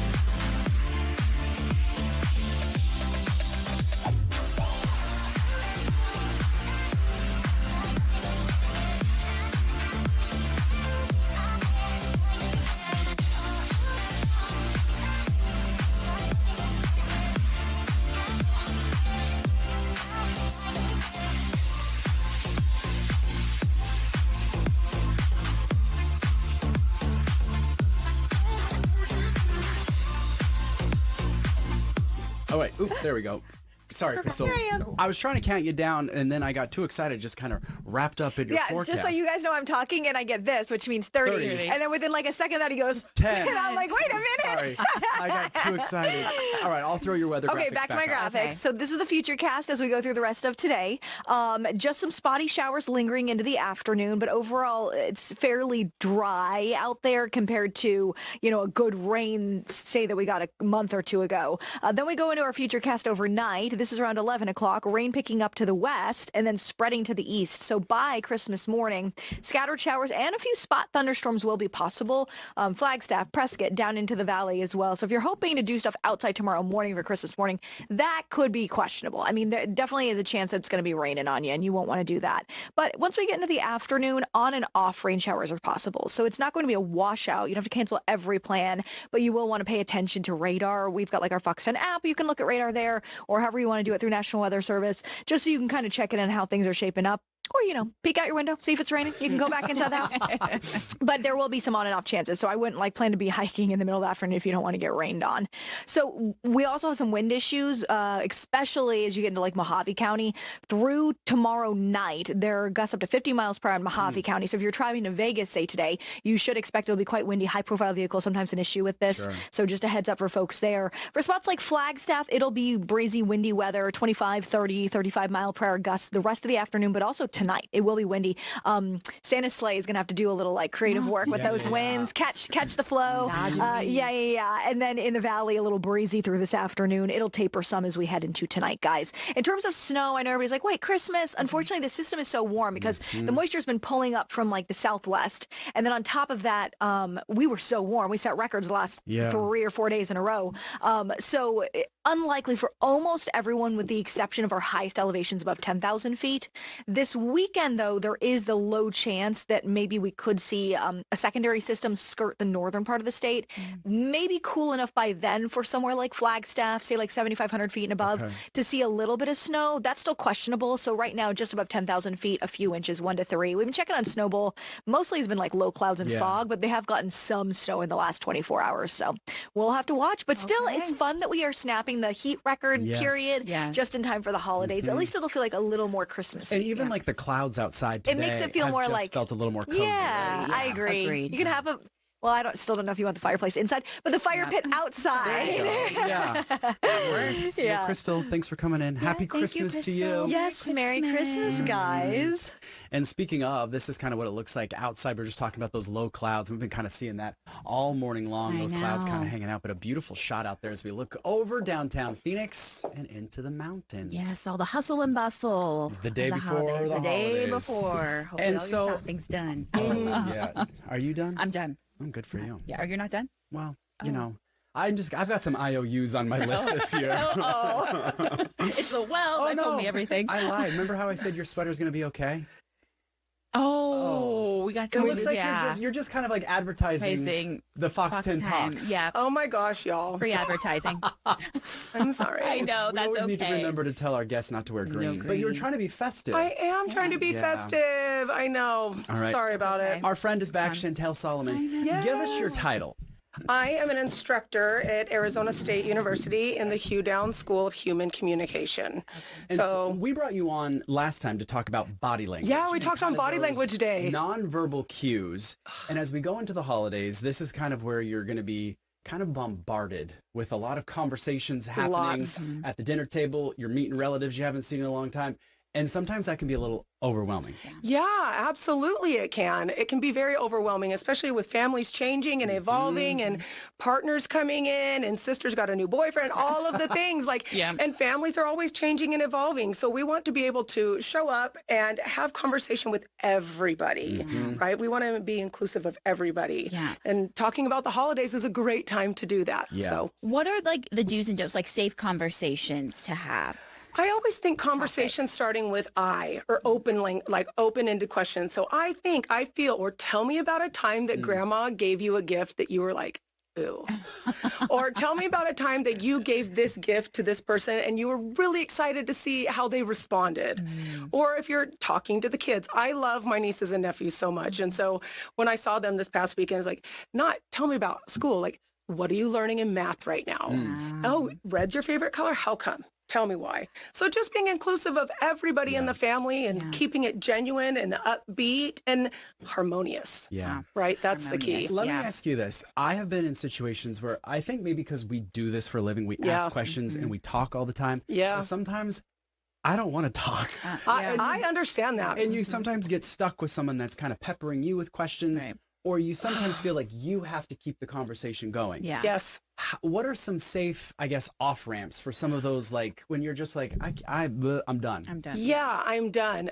Something that I would say, exiting a conversation can be difficult. The first thing I'm going to say is, just pour wine on myself. Yeah, like, hello, I'm done. I got to go to the restroom.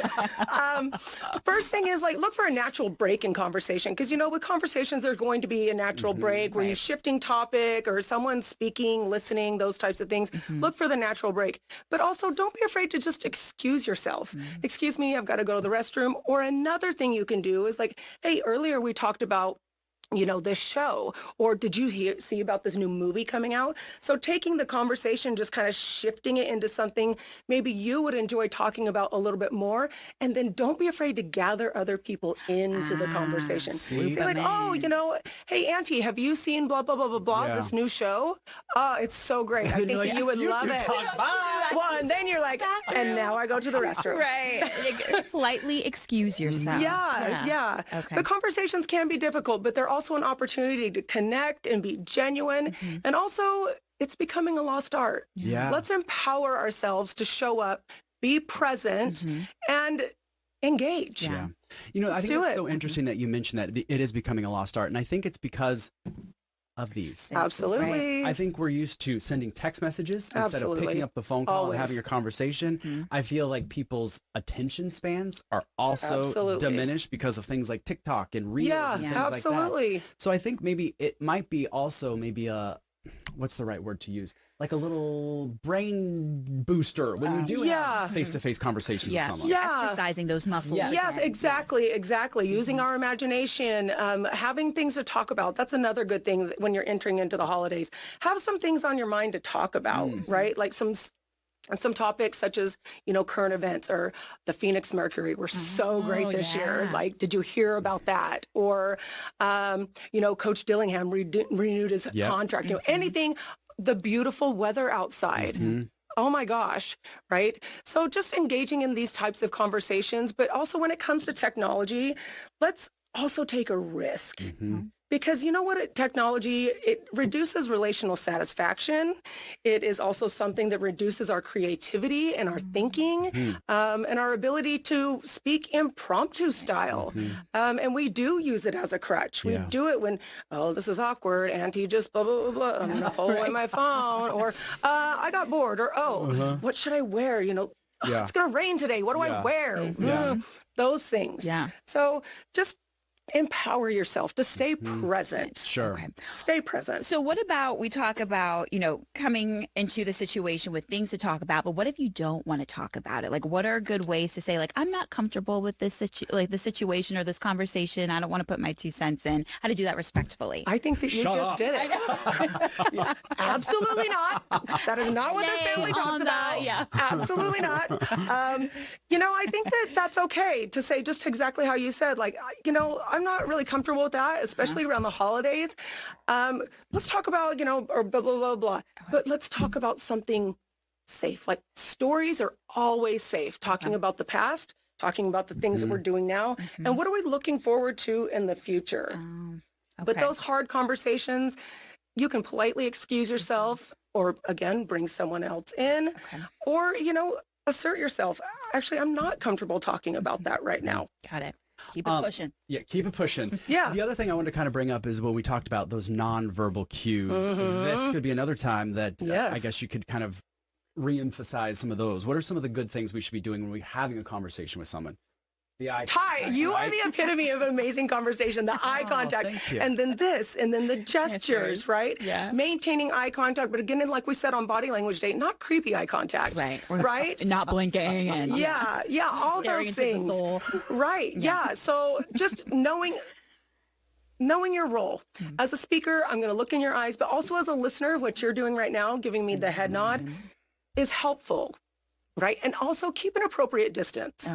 Yeah, there's nothing worse than a close talk. Oh my gosh. 6 feet. Yeah, 6 Kobe feet. time. Everybody, if we can't fit Kobe Bryant in between us, then we are not safe, right? Oh my gosh, R.I.P. Yeah, but also think about that too when we're talking to kids or adults, right? Everyone has their own little bubble. Yeah. And something that I like to do with my nieces and nephews is like, hey, is it okay if I give you a hug? Or high five?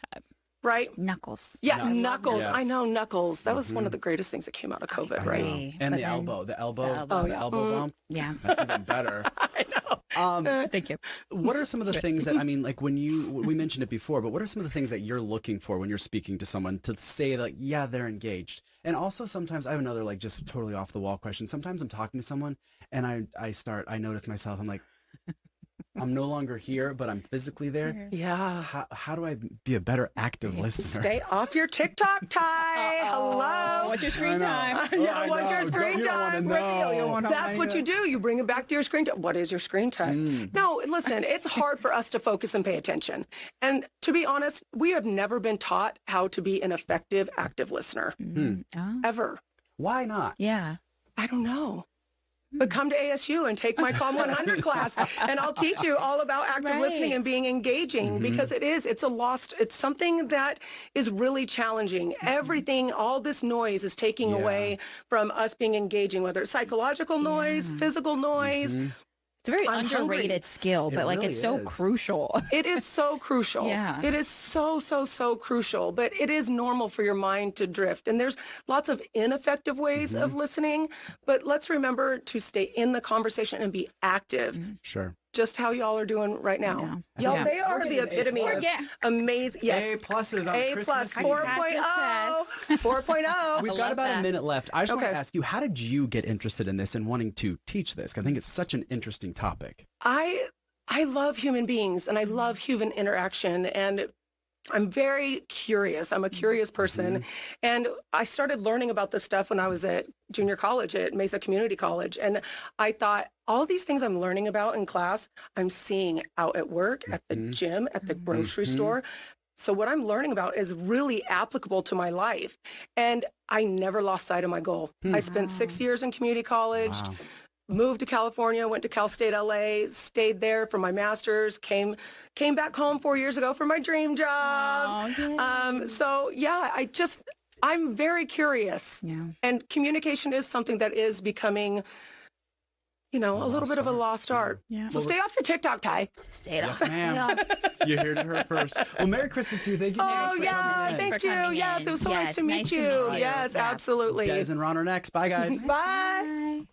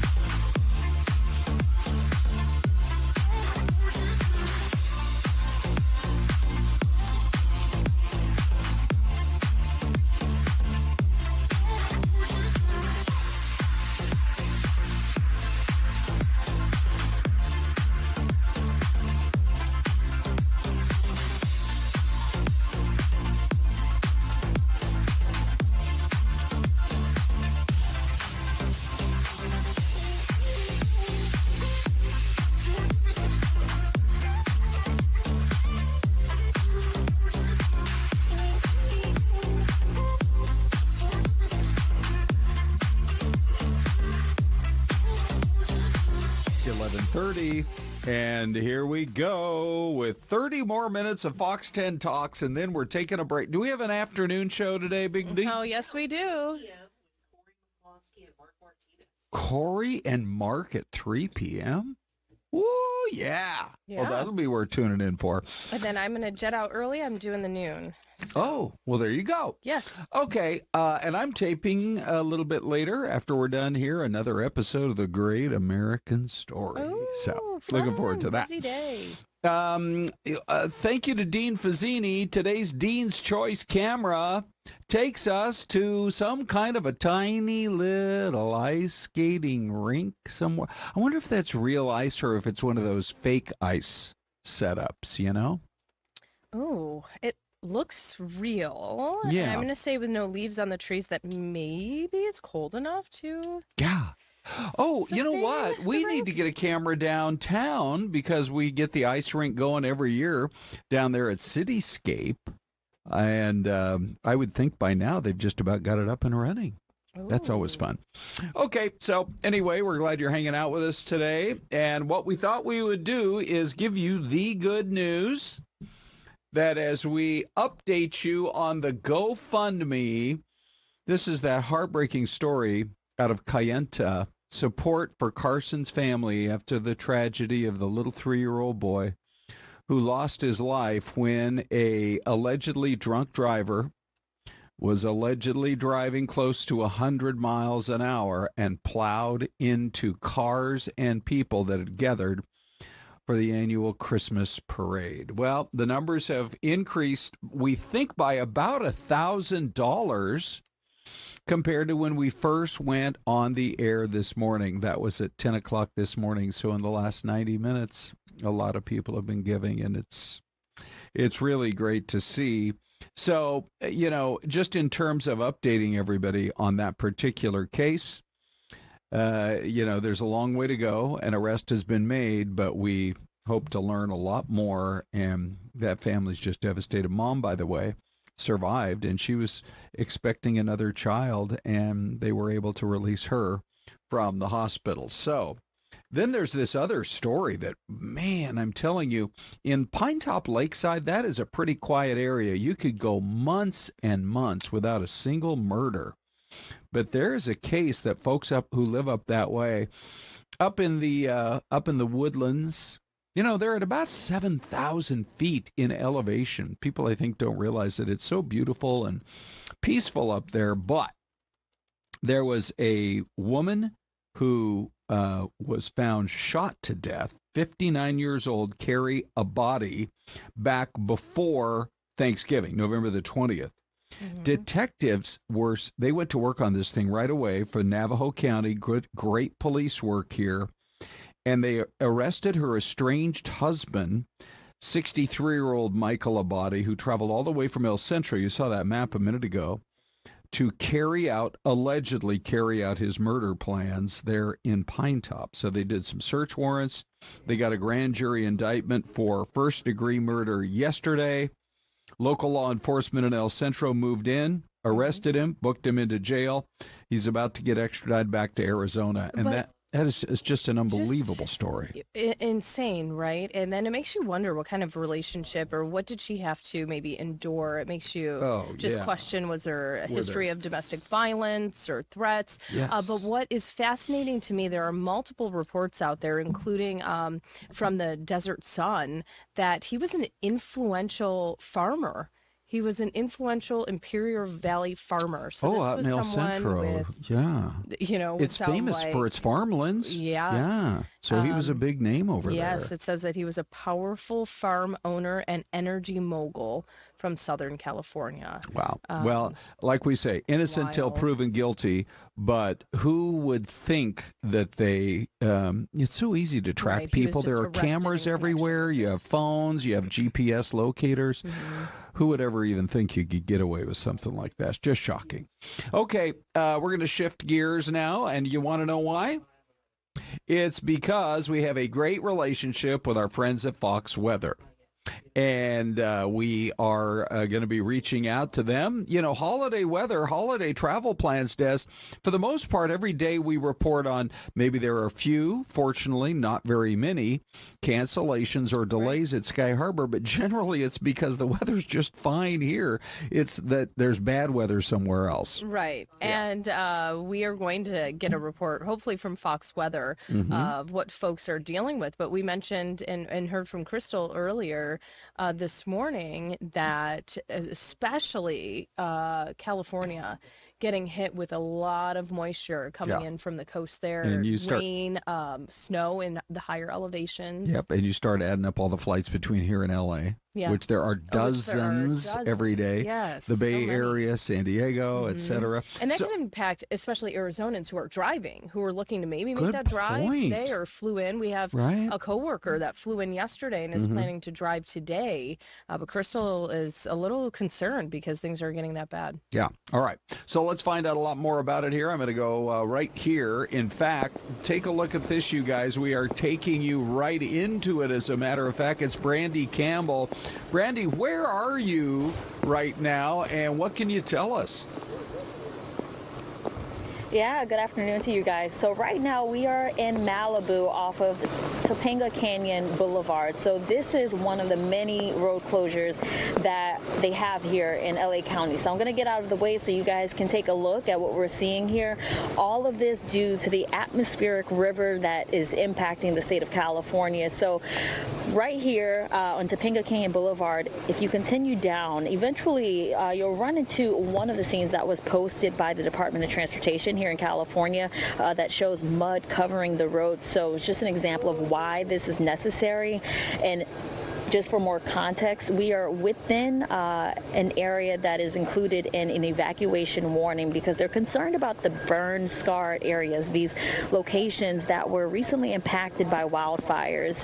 Once they have heavy rainfall like this impacting burn-scarred areas, you can deal with mudslides, rock slides, landslides, and such. And so it's just a safety hazard for people at this point. And so this is not just impacting us here along the coast, but even further inland. And just checking storm reports, they already have several incidents where people are dealing with landslides. I've seen reports of cars stuck on flooded roads, some interstates having issues with flooding as well. Even about 2 hours further inland from where we are, there's a pretty wild video just showing a washout over an Interstate 2, I believe. And so in that area, and I'll give you the name of the city, that's actually over in, bear with me guys, but Wrightwood, San Bernardino County. So they're dealing with some major issues over there, asking people to avoid the area. And it's not just a today issue for us here.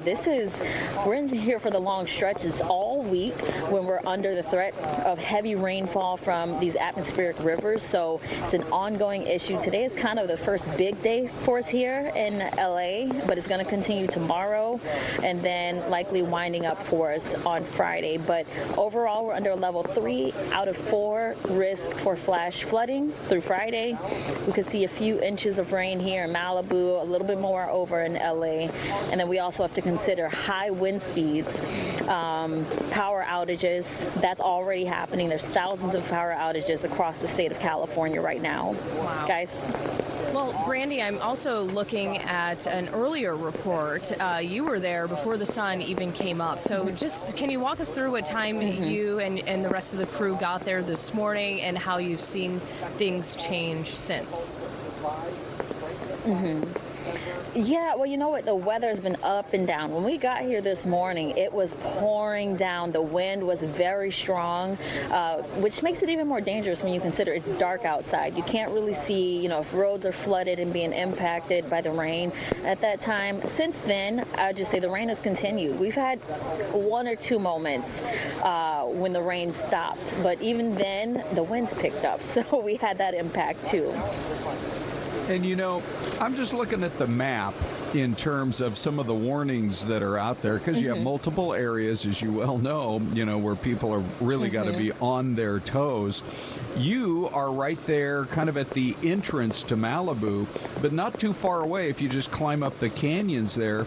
They also are having up in the Calabasas area, it looks like there are concerns there. A flash flood warning having been issued from that area kind of over toward Agoura Hills.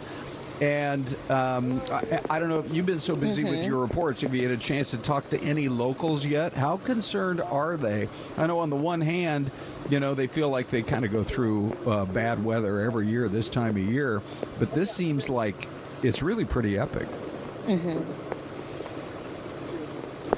It is, yeah. And you were talking about the warnings and such. I was opening our Fox Weather app to see what's around us right now. And yeah, it's scattered throughout this region. We're in the middle of warnings, flash flood warnings right now. And no, I haven't been able to talk to any of the locals since we're in an area where they can't access, so no one's trying to pass us by. But I did meet one couple that actually had a home in the Palisades area when I was in San Francisco. I was in San Francisco yesterday, and they told me they were very concerned, especially for their neighbors that are still in this area, because they just dealt with a wildfire, and they know when you have so much rain, it could cause those mudslides.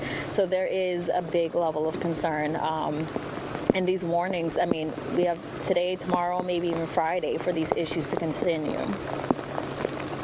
Wow. Yeah, I mean, you can just hear, even over the course of the last 4 minutes, Brandy, of your report, we can hear the rain picking up. I mean, the mic's starting to grab it again, and it seems like it's going to be wave after wave.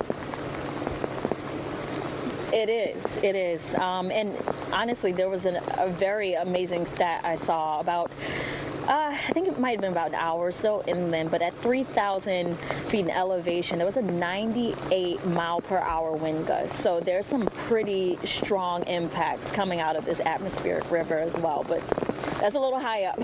So we're not feeling, those wind gusts down here. All right, that's Brandy Campbell, one of our great friends from Fox Weather, reporting live. Brandy. Thank you. Great report. Thank you. Of course. This atmospheric river situation, Des, it's unbelievable. I mean, I know, and I'm reading the chat, like Brandy the bookworm, when did the term atmospheric river start? Yeah. She's like, I don't remember hearing about this until, really recently, in recent years. I would say, coming from the Northwest, and it seems like they get hit so often, if I remember, it goes back about, I started hearing about it maybe 3 or 4 years ago, but it was more limited there. Now this monster is coming all the way down to California, and it's been 2 straight weeks, partly in the Northwest and then all the way through. It's Mystery Cam time. Look at this. Where do you think it is?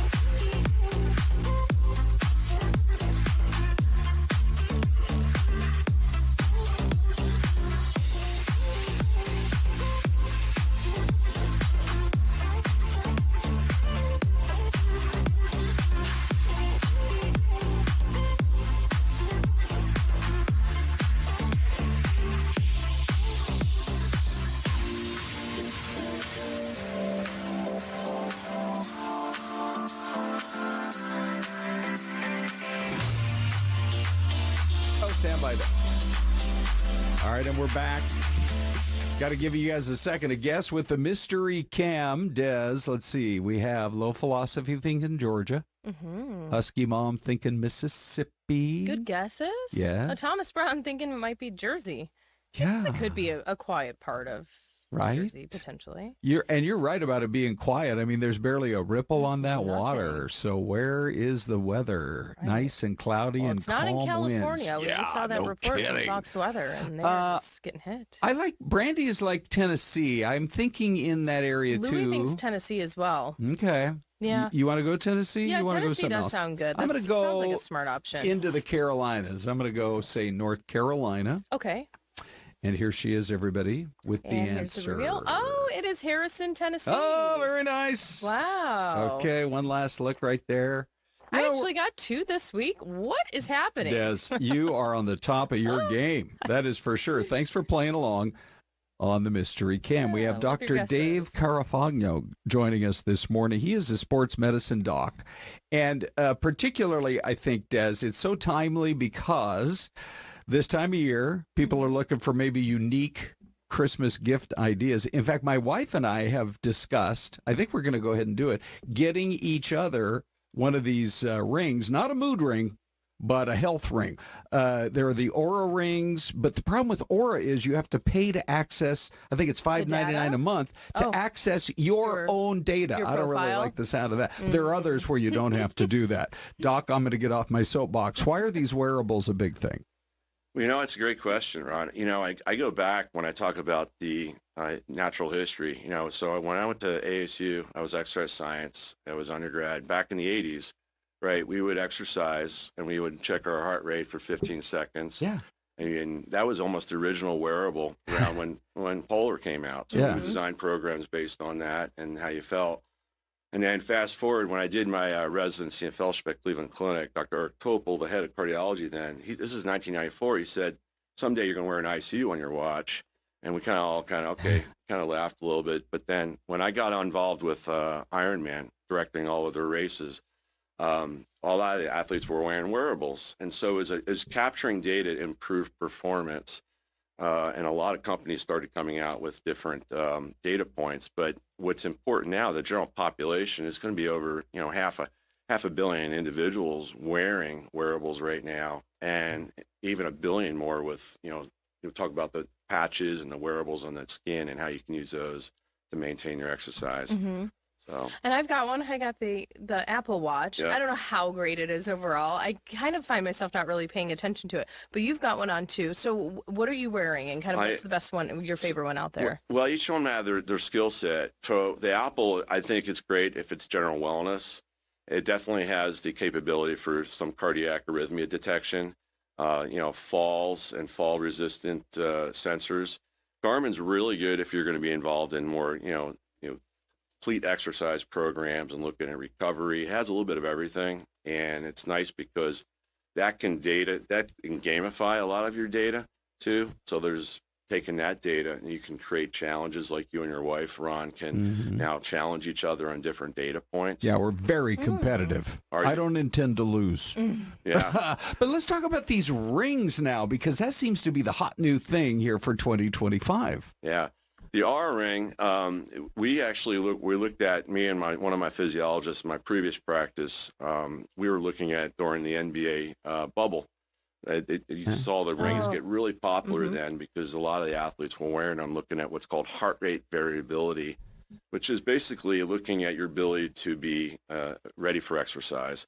So it tells you your readiness, because what kind of exercise, when we do use exercise, is it going to be intense, high, low, medium intensity, recovery days. So when we design exercise programs, whether you're going to go for a general kind of easy, light exercise, whether it's resistance, cardio, or more intense, we're going to want to know some of our data points on the ring, or even the Garmin is great with that. So it helps us you don't feel like you're just bonked out, and it gives you a little bit of guidance on that. Do they have any that are to the level now where they can measure your blood sugar? Well, yeah, the CGM, so Dexcom, which we use with type 2 diabetes and diabetics and our diabetic athletes. a lot of athletes will use those. So when I'm covering a lot of my races, for instance, you can put a little patch on your arm, and like I said, you can see, all right, I need to get this many carbohydrates now to exercise. Wow. So what is that one? It's a patch? That's Dexcom. There's a whole nother area of patches. So there's companies like Super Sapiens and Hydro Patch will measure your water, your salt, glucose. So it takes the guesswork out of the equation. We would tell patients, this is how much carbohydrates you need, or sodium or water. So now you're actually getting live data. Wow. And it helps them, I'm sure, fuel their body in the correct way. So now instead of just saying, to eat to eat healthier, to be healthier, just eat fruits and vegetables. But now that's giving them more pinpoint data so they really know what to incorporate. It's all precision medicine, Yep. That's incredible. We try to get a doctor or two every week here on our show, and so many of them have stressed the importance of sleep. And I think maybe with these rings, that's maybe one of the key metrics. You may think you had a good night's sleep, but it's analyzing you all night long. Yeah, so you look at not just heart rate variability, you look at your deep sleep, your REM sleep, rapid eye movement. So these are the restorative sleep. So when you wake up, you have your watch, and it's almost you check it into, and you can correlate that with how you feel. So you might find some, ideal, settings the way you sleep, have a nice cool temperature, no blue light, no caffeine after 1 o'clock. And you try to find those variables and control that. But that's and that's truly the longevity side of sports medicine and medicine itself. Okay. Interesting. Excellent. I knew we'd get a lot of good info out of you in 7 quick minutes. That was fantastic. So you're going with the Garmin. If folks are like, I don't have a wearable, I want to get into it. You can go with any. Yeah, Garmin's my favorite if you're going to be, really seriously interested in exercise and you're going to compete to some level. But the Apple's great for general wellness, and if you have some, talk about with your doctor, cardiology, cardiac issues, fall issues. The Fitbit's in that same realm.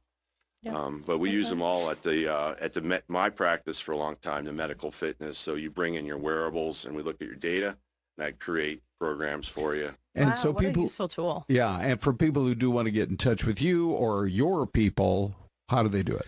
Yeah, through Honor Health, and sports medicine. Like I said, in May, there will be a grand opening of the building. It's going to be a fantastic setting of medical fitness. 101 in Pima? Yeah, 101 Pima across from Aquarium and Texas Roadhouse, I say. People know where Texas Roadhouse is. Yeah, we all know that. All right, Doc. Thank you. Hey, thank you. Just great. Thank you so much. Hey, Des, I feel like in our business, there's a phrase which is we buried the lead. We haven't talked about this at all day. No. They named the baby giraffe. Yes. How adorable is she, right? Yes. And her name is so unique, and it means it's in relation to what? Speed, right? Correct. So they went with Cussie, or Cassie, actually, I think is the way. It was picked out of more than 11,000 ballots cast, and it does mean speed. And the zookeepers say it's perfect because she's already full of personality and quick on her, not on her feet. She's quick on her hooves. What an amazing little headshot she just had. That was adorable. And I think we reported earlier they're getting ready to do her public introduction in the first part of next year. The new year. Yeah, which is cannot wait. Actually really exciting. We love the Phoenix Zoo. We love the Wildlife World Zoo. And it's amazing the different species, how different we are when we're born, right? And like humans versus animals, and then even the difference in animals. But that the giraffes, they come out of mama walking. Oh my gosh, running, right? Ready to go. Yeah. It's incredible. And then since we're talking about the various zoo animals, how about you and I both laughed about this today. This is the meerkat posing at the Oakland Zoo. They posted this video of the critter peeking right through the cutout hole of a paper plate shaped like a gingerbread man. How amazing is that? How the crazy, cutest little right? thing. Yeah. All right. So the zoo says the photogenic meerkat is part of the animal's training. And when the pictures are that cute, hey, we got to use them. Oh, amazing. Okay. All right, Ron, I'm going to head over to the studio. I'm going to do the noon Okay, newscast, fine. All but right. I'm leaving you to talk about something you love. Yes, for sure. Football. Yeah, as a matter of fact, holy cow. Christmas. So, the Kansas City Chiefs have been playing in Arrowhead Stadium for generations. This goes all the way back to the 70s. And to think about them not playing there, and instead, they had this big rollout, and Kansas came up with the money necessary to issue, I think, a lot of bonds and convince the Chiefs to move from Missouri, Kansas City, Missouri, over to Kansas City, Kansas.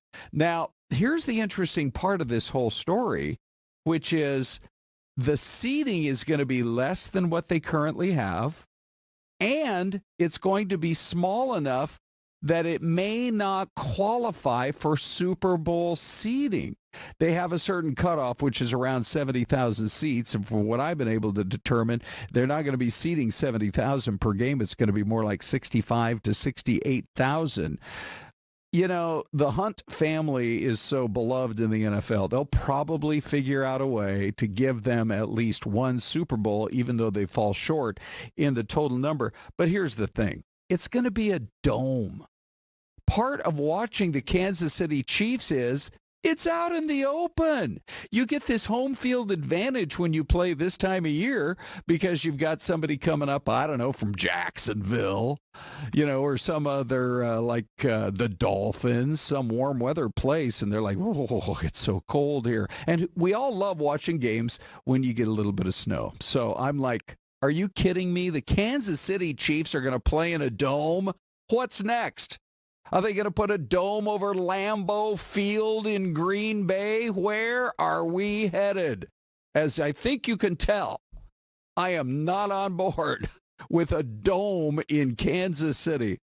I don't know. It's probably going to be retractable, but the Buffalo Bills have come up with a better plan, which is, it's going to be open air over the field, kind of like the Seattle Seahawks. Maybe that's a better way.